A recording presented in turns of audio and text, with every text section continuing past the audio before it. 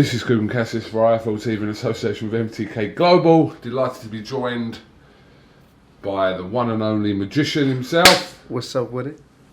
Anthony Sims Jr. God damn it. I know we had a couple of interviews. No, we had like one interview back in Chicago, but we didn't do one of our interviews. Yes, we did it. Did we? No, we didn't. That's what I mean. We gotta give the people what they want. They want that funky shit. But I like the fact that we've not done loads of those interviews. Oh yeah, it can get tiresome. We've done a couple of really kind of powerful ones that everyone was talking about and related to, and kind of felt that you sent out a powerful message about subjects that you have experience in and you believe in. So I think if you do that a lot, I think you kind of devalue some of the content. So it's good sometimes. Yeah. You get a little space, you know, here and there. Talk about a little this, a little that. How's life? Life is blessed, man. Life is blessed. Walking, talking, breathing. Can't complain. Are you happy? Do I look happy? No. Oh, I'm happy. So, No, I was just sleeping. that's why. That's probably why. I do want to ask you about, first of all, tonight, because this is being Big night tonight, man. labelled as your Breakout. toughest fight to date against Angulo. So, yeah, why is this your toughest test? Toughest fight, I say toughest test because of his record, and it's for the WBO Latino title. But to me, it's just another day at the office. Just gotta go in there and do what I do best. Just enjoy myself and have fun. When you force things, I feel like they don't come to you the way you want them to. So you just gotta just go in there and let it happen. Do you think a fight like this should have come earlier on in your career? You could say that, but I mean, boxing's strange.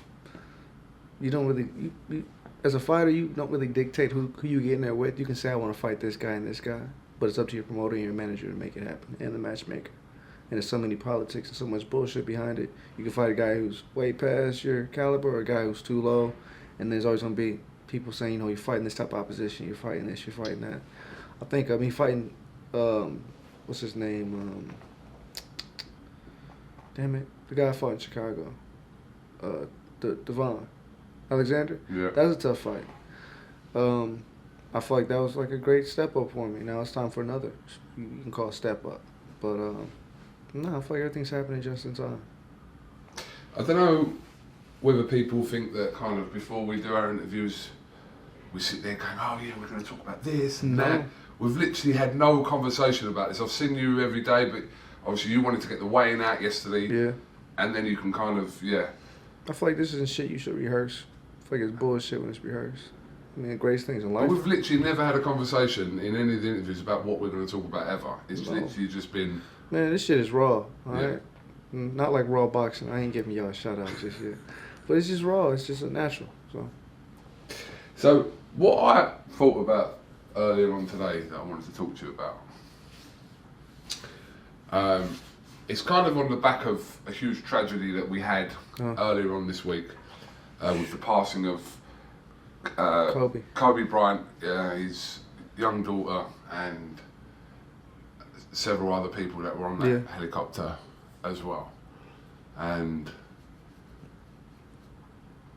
when something like this happens, a very high profile person, someone like Kobe Bryant dies, everybody pays their respects and shares memories if they've ever met him, etc., etc., etc.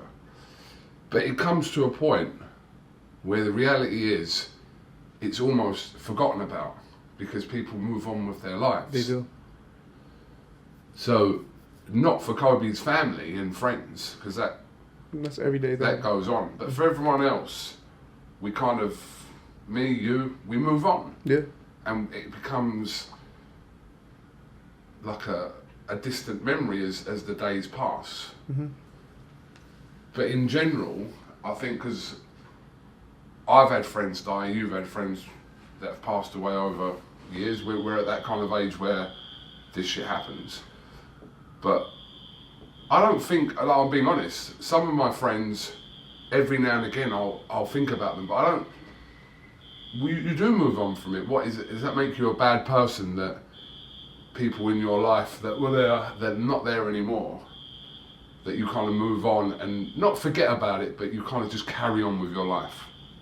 Doesn't make you a bad person. I think it depends on the person who passed away. If it's a friend, you know, I may think about them here and there. But I feel like when it's an immediate family member, someone you was raised with, or someone that played a very important role in your life, you may go a day or so without thinking about them, but there's always something that's going to trigger it. For instance, my father. That's nothing. I'm not going to ever be able to forget about that every day. You see a father and his son. Well, I want to say the word dad, or call him because I just want to fight, or a brother. You know, for Kobe's situation, she lost her husband and her daughter. She's not going to be able to get over that situation for the rest of her life. She's taking that with her to the grave. Now, people that's going to mourn Kobe, you know, they don't think about Kobe's going to hurt, but Kobe didn't play a day-to-day role in their lives. You couldn't pick up the phone and call Kobe. They didn't see Kobe coming in and out the house. You feel me? Same way with Nipsey and his, London and his son. But I feel like until you lose a person that's plays a daily factor in your life, you don't really understand what you can't say I feel their pain.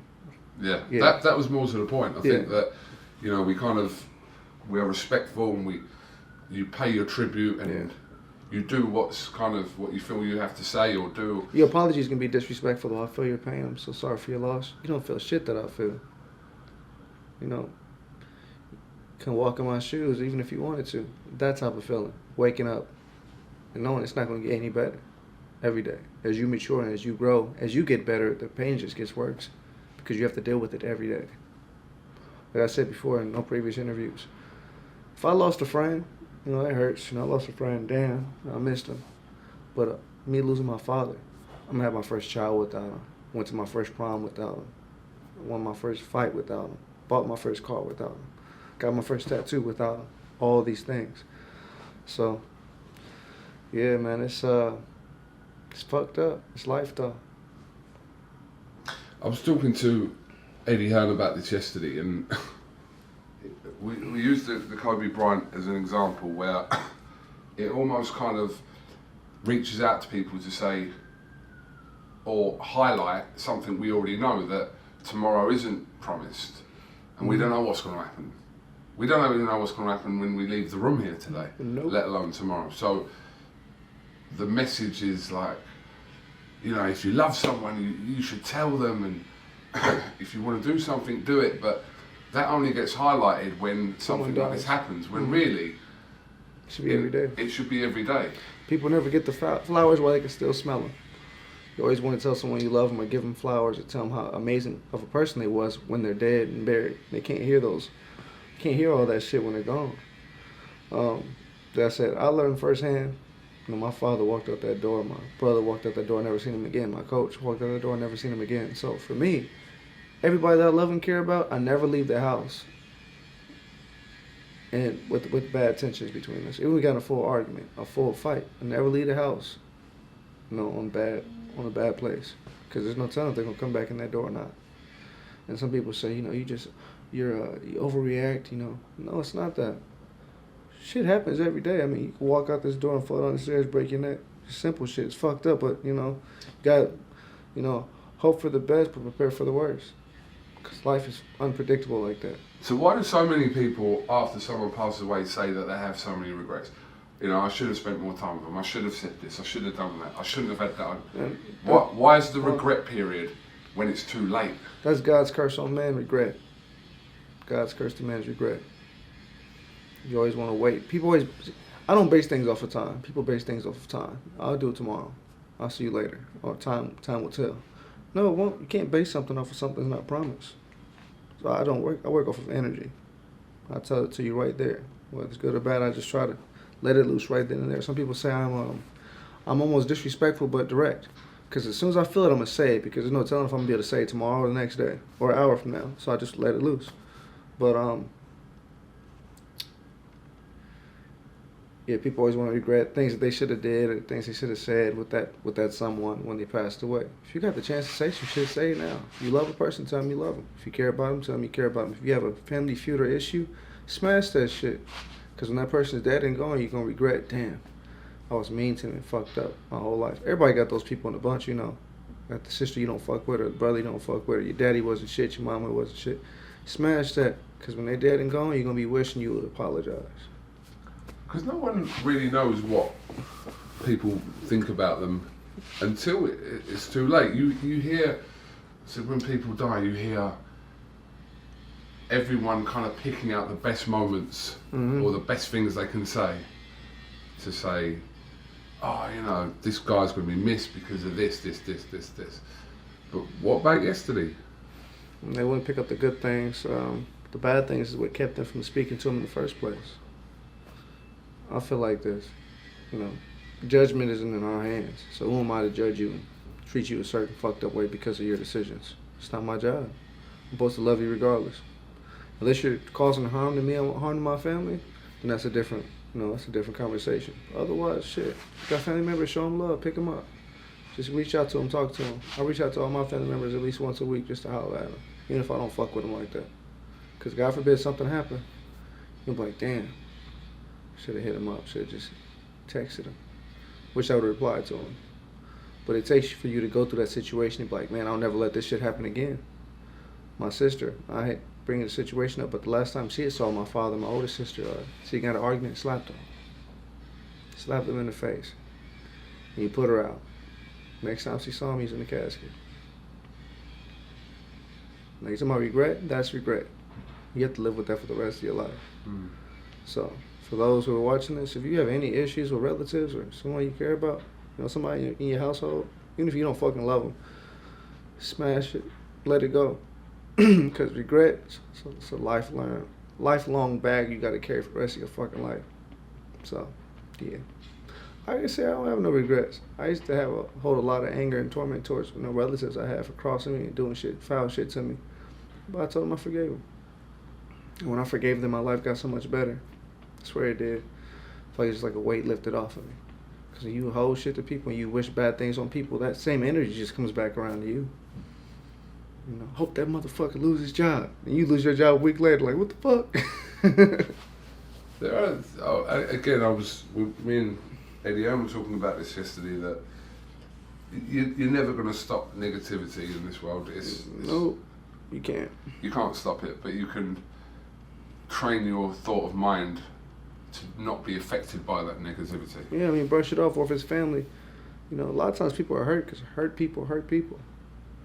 They're mad about their own lives. They try to make you mad about your lives. Misery needs company, especially with family members. Random motherfuckers, I can't control what they say or do. Like, I'm going to brush it off. But his family, usually they hurt. They hurt in some type of way or feel some type of way in order to, they want to make you feel some type of way. Misery needs company, dog. Misery do not like to be lonely. You must have had some negative comments on your social media. I'm assuming everyone has? Every day. Every day? Yeah. So, for someone to wake up in the morning who you've never met before, yeah, and say to you, I hope you get knocked out, yeah, I hope you lose your fight, you've never met them before. Mm-hmm. So what kind of person is that? Well, I say either an ignorant person, ignorance is lack of knowledge, you don't know what the fuck you're saying or why you're saying it, or it's just a better person, or they ain't got shit to do, or it's just, we call it Instagram troll. Some shit, you can't understand no foolishness. You can try your best, but you can't understand it. It's not to be understood. So I don't stress myself out about it. Somebody calls me, walking down the street, someone calls me a nigger and screams Trump land at me. That's ignorance. It's 2020. You gonna call me a nigger walking down the street? I have freedom of speech. Yeah, you're entitled to freedom of speech, but there's consequences to what the fuck you say and do. See if Trump come and save your ass, scream nigger down the street again. You know what I'm saying? That's just ignorance. I know this went way right, but it just made me think about that shit. Just to my complete foolishness. Yeah. Do you know what? It got me thinking about that today, because this morning I was literally online. I'm arguing with people online. I'm like, what are you doing? What are you doing? Why are you?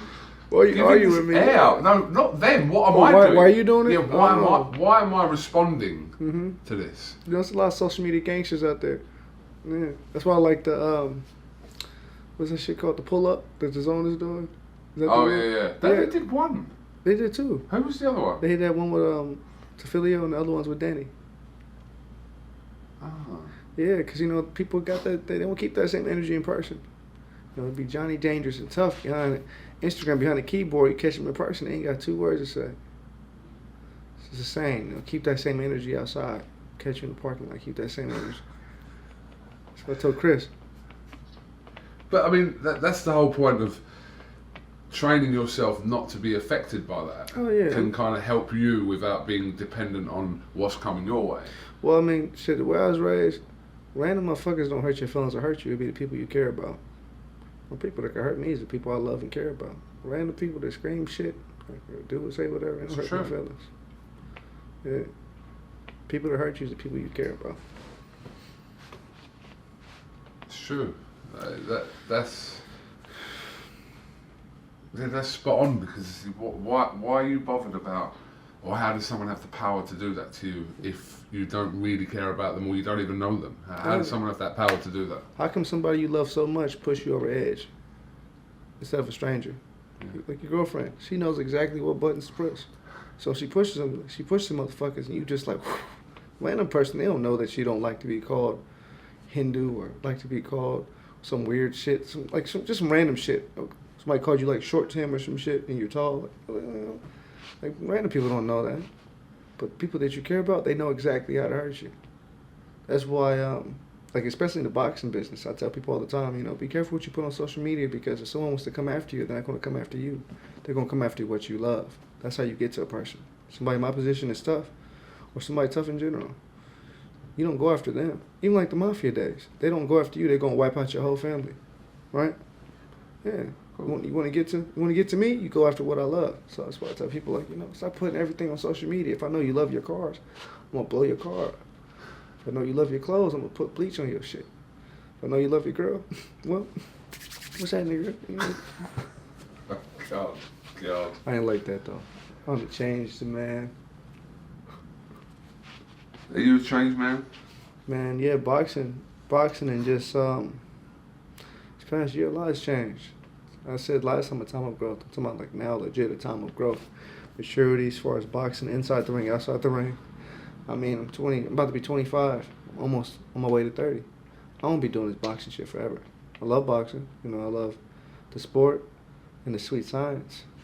But, you know, my calling is so much greater than just boxing. But I have to fulfill this in order to get there, you feel me? So, yeah. I know y'all want to hear this shit. Y'all want to hear about punches and swinging and ducking. Fuck all that. Talk about that shit all the time. So how long is your boxing career then? When you've... I want to stop at least like 29, maybe 30, if that. So maybe another 5 years? Yeah, you know. I mean, people could say I just got in the game, but I've been boxing since I was 6 years old. So, I mean, I'm a hoe in the game. I've been around a while. It's been a great ride. It's like I'm just now reaping the benefits. But I feel like now it's time for me to really reap the benefits. I really feel like I'm underrated. Now, I haven't fought the top opponents, that's right. But I've put in the work, and I've showed the skill set in order to be, you know, mentioned with some of these top fighters. I feel like I should start getting the notoriety is that. I think one of the main reasons I don't get the notoriety is because I'm in the U.S. If I was in the U.K., I feel like I would. Whether it's with connections, endorsements, marketing, I would have that. I understand I don't have a belt, so Eddie's not pressed to market me that way. But, shit, here's my chance to get my WBO Latino title, and I'll get the fucking acknowledgement I deserve. But, I mean, not even just because of my record, okay, I'm 20-0, 18 knockouts. But I bring a lot of skill, man, that you don't see anymore. Not even because of me. If it was another fighter, I would acknowledge him like Tevin Farmer. Slick, old school, cold, love it. Like Sweet Pea, love it. Like this Sweet Science, love watching it. I have to pay him homage, you know what I'm saying, because of his skills. So I feel like it should be the same now for me, but over in the UK, you know what I'm saying? Shit, build my ass up over in the UK. I have a huge base, but I'm still fighting over here. I understand he's trying to do a global takedown, but if I have to choose, I'll be fighting in the UK right now. Popping up at schools, popping up at gyms, walking around, drinking pints, having a good time. That's what I'm going to do. So you watching this? Everyone, my birthday is February 23rd. Hit me up on Instagram, Twitter. I'm coming to the UK for my birthday. So we're going to all turn up, guys. How that sound, KUGAN? Sound fun? I'm on it. I'll be back from Vegas by then. Yeah. So like we said, plan it up. Eddie don't know he's paying for the trip, but I'll let him know that after the fight. Let him know after you hopefully get the win tonight, and then Yeah, drop it into him. You're paying. Yeah, that's right. There's something else I thought you was gonna talk to me about. Oh man, so for those who don't know, you haven't seen this guy's always with me. I'm not gonna mention his name, but you haven't seen him on social media with me lately. It's been probably 6 or 7 months. It's hard, dog, but when you want to elevate and change your life, sometimes people can't come with you. As much as you care about them, as much as you love them. You know, elevation causes separation. And life's just like that. You really care and love somebody, and, you know, y'all boys, hey, whoever it is, your family member, when it come time for you to take that next step, that next level, you know what I'm saying? When God's taking you places, it's like when you go to grab a handful of chips. You know, chips is going to slide through your fingers. Popcorn, Skittles going to slide through your fingers. You can't grab them all. You know what I'm saying? You can't take everybody with you. You can't carry all that weight. So all you're going to do is keep coming back to try to grab them. Keep coming back to Who try you to grab talking them. about? I ain't going to say his name. Oh, okay. Yeah, but somebody I really cared about, you know, like a father figure to me. But when it came time for me to take that next step, some people aren't built to go there even if you want them to come. They're just not made for it. Shit, my mother was like that. I fired my mother as my manager. I love my mom. But when it came time for me to take that next step, she wasn't built for it. She'd never been around professional boxing, so I had to leave her. And she had talked to me for almost 2 years. But you know what? I had to do it. She respected me for it after 2 years. But yeah, just wanted to say that to anybody watching it. If you're trying to better yourself and you feel like, damn, I want to take him with me, but something's, you know, I'm going this way, but why I feel like they keep trying to pull me or derail me? Hey, everybody ain't meant for the journey. Some shit you gotta do alone. And if not, maybe a few, maybe 1 or 2. If you love them, let them go. And shit, I even love them, let them go. If they love you, they'll let you go. Shit. If they love you, they gonna come with you. Fuck it, shit. If they really with you, they rolling with you regardless. Somebody talking about rolling till the wheels fall off, rolling till the wheels fall off. Just like that. If they really love you, then they gonna go with you regardless. If it's for the best. Now, don't go with somebody over here selling drugs and shit. I'm riding with them. Not like that. It's about positive, like trying to better your life. So, yeah.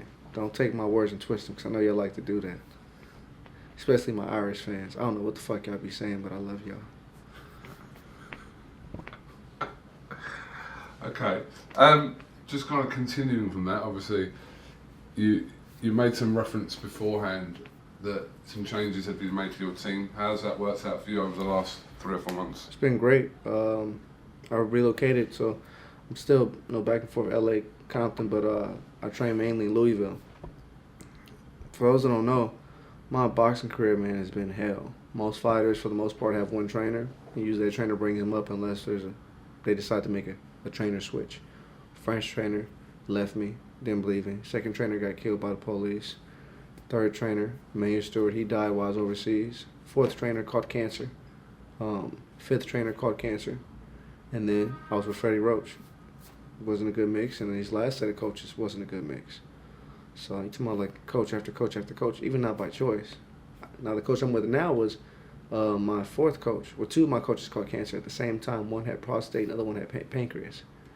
And the other one, he just lost his wife, like not even a week ago. But the coach I have now, he was my cut man. He's been my cut man the whole entire time, but I moved him up to my number 1. Yeah, I've been with him since I was 6. So, I mean, it's great. My hand pad, my number 2, I've been with him since I was 6. He was a number 3 at the time. It's just like how it's crazy how it works. He brought me all the way back around just to, get in contact with the people I started off with. But the team is great. Great team. You have a great fight, great camp. I feel like I'm just happy with where I am in my life. I feel like it's been so fucking hard just to get to this point. Where a lot of fighters is given to them. Whether it's equipment, connections. I mean, Devin Haney, amazing fighter. He came up right underneath Floyd, right there with that limelight, with that connection. I left so I wouldn't be attached to Floyd. Even by relation, I left to do my own thing. Or, got great fighters, Javante Davis, fighters like that. These guys just tossed equipment, tossed shit. Errol Spence, I straight at the Olympics. I didn't have that benefit. I had to get it on my own. No endorsements, no connections, no plugs. So, I'm not saying these guys ain't going to get it. Shit, they earn their way to the top. You feel me? I feel like, damn, everybody's blessed this way and this way and this way. It's like, I'm fucked every way I turn. You know what I'm saying? So, and I say underrated as well. That's another way I mean underrated. We was talking to Zone, and I was saying, a lot of fighters, we got this whole stereotype of they come from the hood. That's cool. You know, come from the hood, had to sell dope, had to fight, got locked up. A lot of those, though, a lot of decisions like that, you hate to say it, you know, it's based off your environment, but it's based off of choices as well. You can choose to run with this posse. You can choose to go to school. You can choose to go get education, especially if you're athletic. That's a direct way. They look out for athletes. If you want to go play ball, want to do whatever.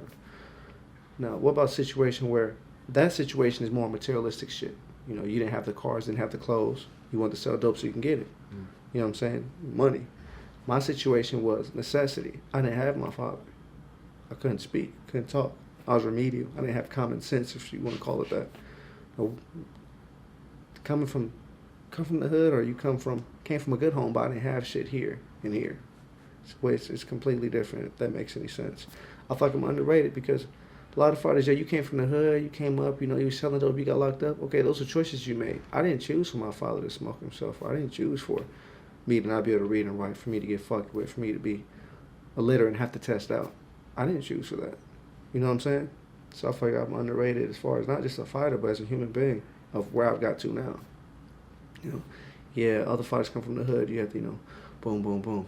I had to do all this and come all the way back down just to get to where I'm at now. You know what I'm saying? So I feel like my skills and my assets and me as a person, my personality, I feel like I don't get the, not the attention I deserve, but the respect. You know what I'm saying? Walking in my shoes. Motherfuckers see like this final picture. They don't see what I came from. You know what I'm saying? If that makes any sense. It does make sense. Okay. So I just hate the stereotype too. You know, fighters come from the hood. You know, fighters come from having something to fight for. It's easier to fight for money. It's harder to fight for something you never get back. You can fight for money. You can get money back. I fight for my father. I'll never get him back. Fight for my brother. Never get him back. Fight for them years of just typical kid years. Wish I could talk back then. I wish I could have been able to read back then. You know, so I mean, fight for money and fight for honor and respect. Them things you'll eventually get. What do you do when you fight for something you'll never get to the day you leave this earth? That's the shit I'm talking about. Well, I feel like I don't get the respect I deserve. So I'm fighting for it. Something bigger than myself.